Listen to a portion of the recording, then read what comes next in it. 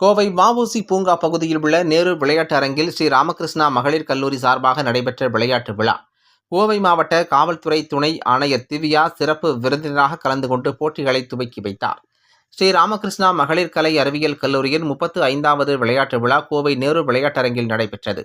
கோவை மாவட்ட காவல்துறை துணை ஆணையர் திவ்யா சிறப்பு விருந்தினராக கலந்து கொண்டு தேசிய கொடியேற்றி வைத்து போட்டிகளை துவக்கி வைத்தார். எஸ்.என்.ஆர். சன்ஸ் அறக்கட்டளையின் நிர்வாக அறங்காவலர் முனைவர் சுந்தர் ராமகிருஷ்ணன் தலைமை தாங்கினார். இந்த விழாவில் கல்லூரி முதல்வர் முனைவர் கி. சித்ரா மற்றும் பேராசிரியர்கள் கலந்து கொண்டனர். மாநில அளவிலும் தேசிய அளவிலும் பல்வேறு போட்டிகளில் வெற்றி பெற்ற மாணவிகள் விளையாட்டு விழாவின் அடையாளமான ஒலிம்பிக் தீபத்தை ஏந்தி சென்றனர்.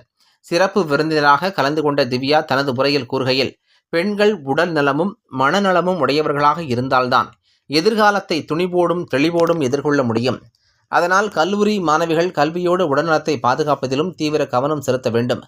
குறிக்கோளை நிர்ணயித்தல், திட்டமிடல், மன ஒருமைப்பாட்டோடு தொடர்ந்து முயற்சி செய்தல், சீராக வாழ்வை வாழ்தல் போன்ற வாழ்வியல் திறமைகளை விளையாட்டின் மூலம் கற்றுக்கொள்ளலாம் என்றார். தொடர்ந்து பல்வேறு விளையாட்டுகளில் வெற்றி பெற்ற மாணவிகளுக்கும் பேராசிரியர்களுக்கும் அலுவலக பணியாளர்களுக்கும் பரிசுகள் வழங்கப்பட்டன. பெண்கள் தற்காப்பு கலைகளிலும் மனவளம் பேணுவதிலும் வல்லவர்களாக இருக்க வேண்டும் என்பதை உணர்த்தும் வகையில் கராத்தே, சிலம்பம், ஏரோபிக்ஸ் மற்றும் யோகா நிகழ்ச்சிகள் நடைபெற்றன.